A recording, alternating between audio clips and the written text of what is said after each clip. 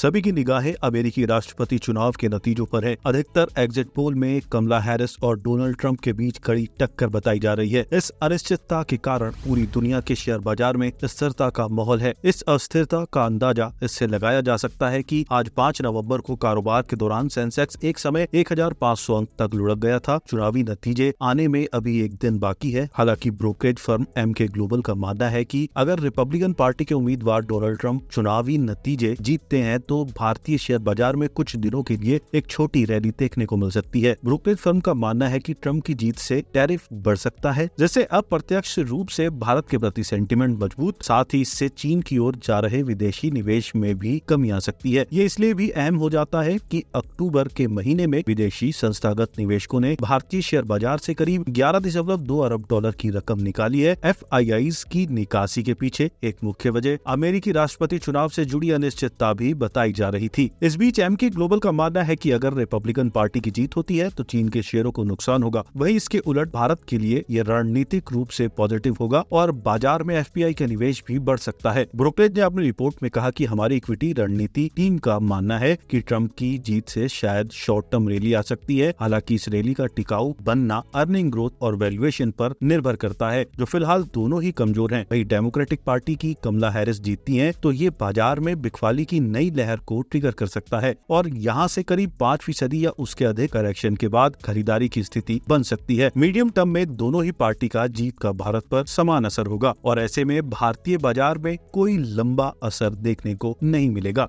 हमारा मानना है कि जैसे जैसे दुनिया ऊंचाई, ग्रोथ और महंगाई, परिवर्तनशीलता और आसन्न दौर से गुजर रही है और संभवतः पारंपरिक निवेश रणनीति को फिर से परिभाषित कर रही है, भारत की निवेश रणनीति इससे अलग नहीं हो सकती। भले ही वह उभरते बाजारों के समकक्षों की तुलना में कुछ संरचनात्मक विकास लीवर का आनंद ले रहा हो। इनसे ये भी कहा कि वैश्विक स्तर पर और घरेलू स्तर पर भी उस तेजी को बनाए रखना चुनौतीपूर्ण होगा। रिपोर्ट में कहा गया है कि ट्रंप के राष्ट्रपति बनने की स्थिति में सबसे बड़ी चुनौती टैरिफ दर होगी। हालांकि ट्रंप का मुख्य लक्ष्य चीन के एक्सपोर्ट को रोकना है, लेकिन इसका असर भारत में भी देखने को मिल सकता है। एमके ग्लोबल का मानना है कि टैरिफ दरों और फॉरेन करेंसी मार्केट पर सबसे पहले असर देखने को मिल सकता है।